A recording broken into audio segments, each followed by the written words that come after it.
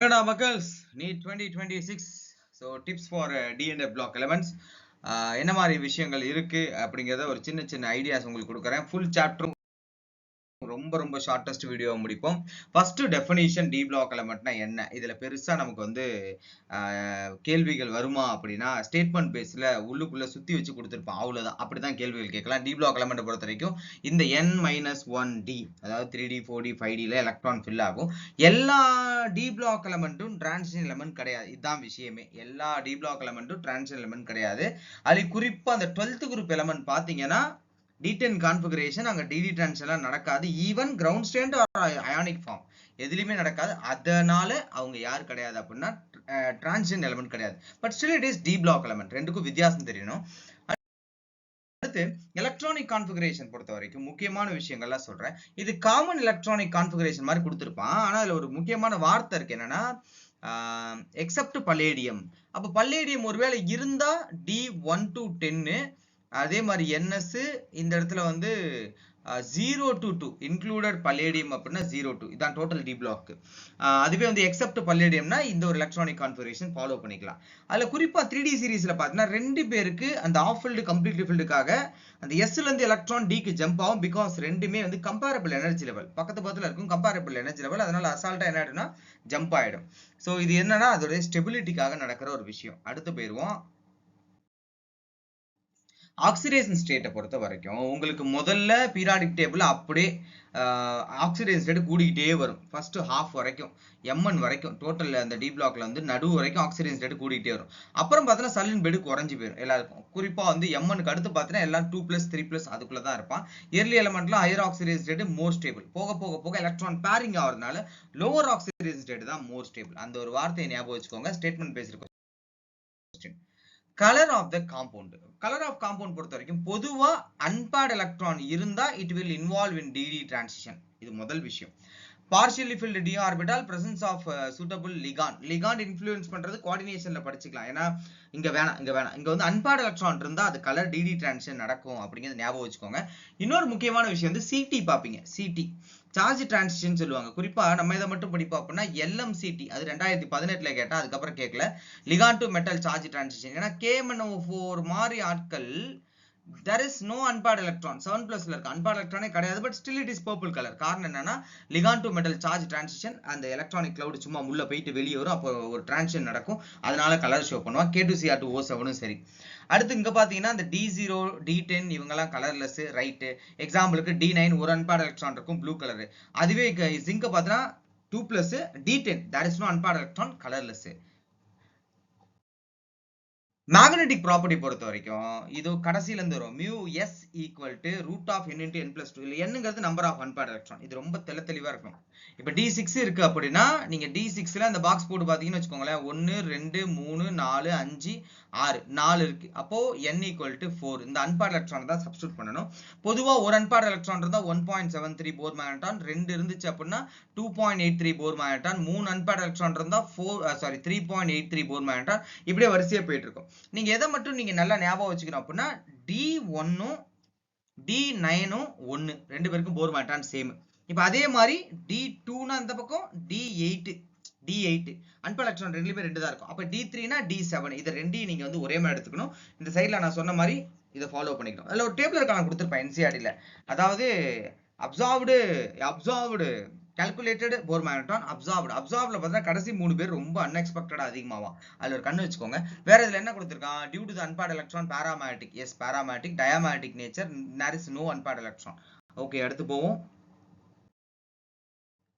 Catalytic ப்ராப்பர்ட்டியை பொறுத்த வரைக்கும் பொதுவா அந்த 3 பாயிண்ட், வேரியபிள் ஆக்சிடேஷன், அந்த formation of intermediate complex, surface absorption. அதுல கேட்டலிட்டிக் ப்ராப்பர்ட்டியில முக்கியமா அந்த சாப்டர் முடியும் பொழுது சில ஏரியாஸ் கொடுத்திருப்பான். என்னன்னா application of D&A black elements.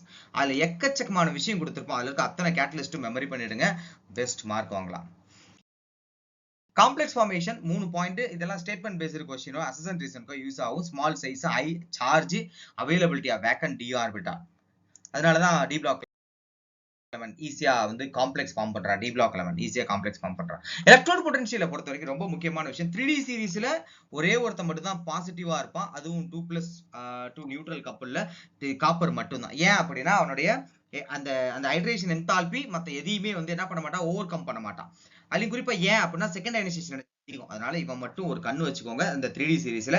அடுத்து முக்கியமான விஷயம், 3 பேர் அன்எக்ஸ்பெக்டடா சேஞ்ச் ஆவான். ஒருத்தர் எம்என், அடுத்து இன்னொருத்தர் நிக்கல், இன்னொருத்தர் வந்து ஜிங்க். இவன் ஆஃப் ஃபில்ட் கான்ஃபிகரேஷன், இவன் கம்ப்ளீட்லி ஃபில்ட் கான்ஃபிகரேஷன், இவன் ஹைட்ரேஷன் என்தால்பி. இது நல்லா ஒரு ஞாபகம் இருக்கணும்.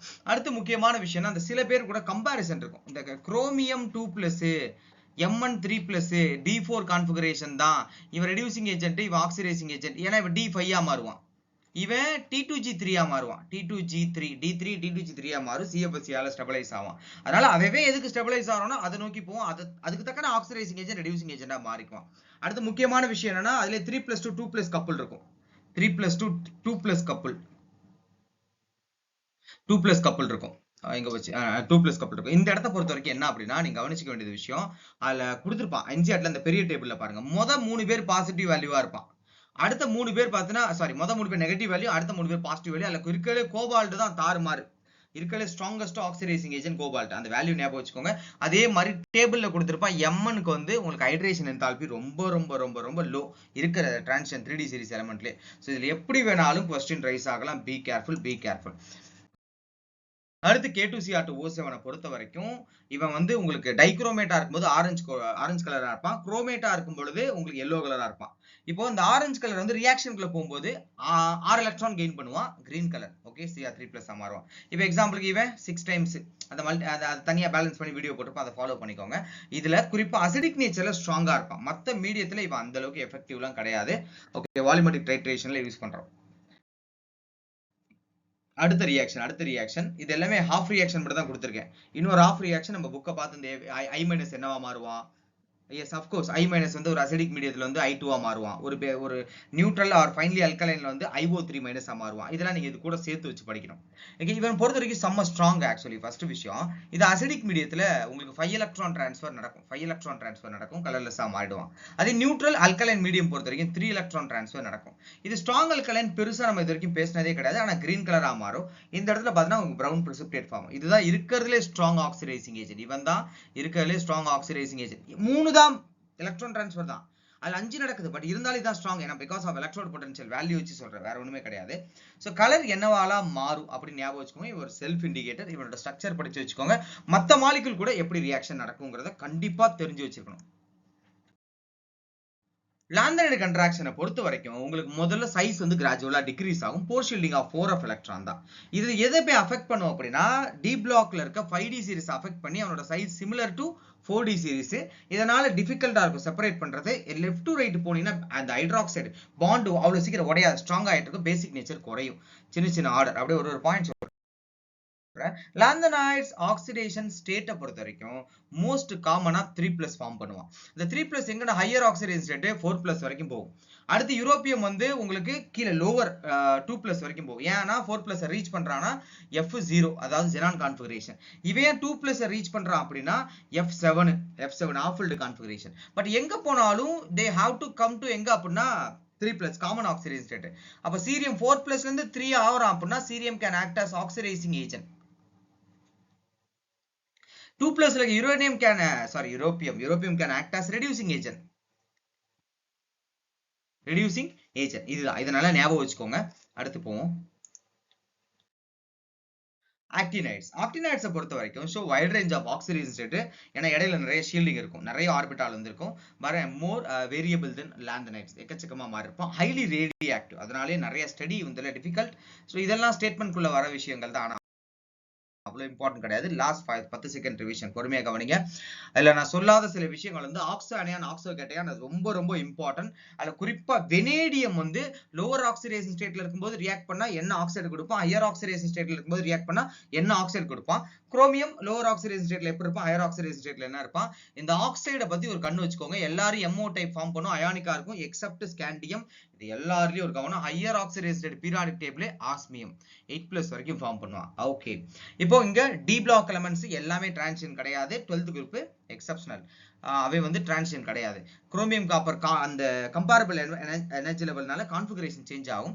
எர்லி ஆக்சிடேஷன் ஸ்டேட் வந்து அதிகமா இருக்கும், ஹையர் ஆக்சிடேஷன் ஸ்டேட் தான் ஸ்டேபிளா இருக்கும், போக போக லோவர் ஆக்சிடேஷன் ஸ்டேட் தான். இல்ல ஒன் மோர் விஷயம் என்னன்னா டி பிளாக் இனட் பேர் எஃபெக்ட்டுக்கு அகைன்ஸ்டா இருக்கும் டாப் டு பாட்டம் வந்தா. ஏன்னா குரோமியம் வந்து 6+ இருக்கும்போது can act as oxidising agent. ஆனா அவன் பேர் என்ன, நல்ல பேரு, டங்ஸ்டன் 6+ இருக்கும்போது ஆக்சிடைசிங் ஏஜென்ட்டா பிஹேவ் பண்ண மாட்டான். இது இனட் பேர் எஃபெக்ட்டுக்கு அகைன்ஸ்டா இருக்கும். இது கேள்வி கேட்க வாய்ப்பு இருக்கு. அதே மாதிரி அன்பேர்ட் எலக்ட்ரான் தான் கலரா இருப்பாங்க மோஸ்ட்லி. டிடி டிரான்சிஷன் நடக்கும். என் வேல்யூங்கிறது number of unpaired electron, spin only magnetic moment calculate பண்ணலாம்னு சொல்லியாச்சு. Lanthanide contraction, poor shielding of 4 of orbital, lanthanide common oxidise rate 3+, higher 4+, lower 2+. இந்த வீடியோ இதோட முடிச்சுக்கலாம். இந்த வீடியோக்கு லைக் வந்து ஒரு 16 லைக் இந்த வீடியோவுக்கு. இது நீங்க லைக் போட்டுங்க. என்ன அடுத்து வேணும் அப்படிங்கறத எனக்கு கமெண்ட் செக்ஷன்ல கொடுங்க, அந்த வீடியோ அப்லோட் பண்றேன். Thank you so much. Stay tuned. Bye bye bye bye by.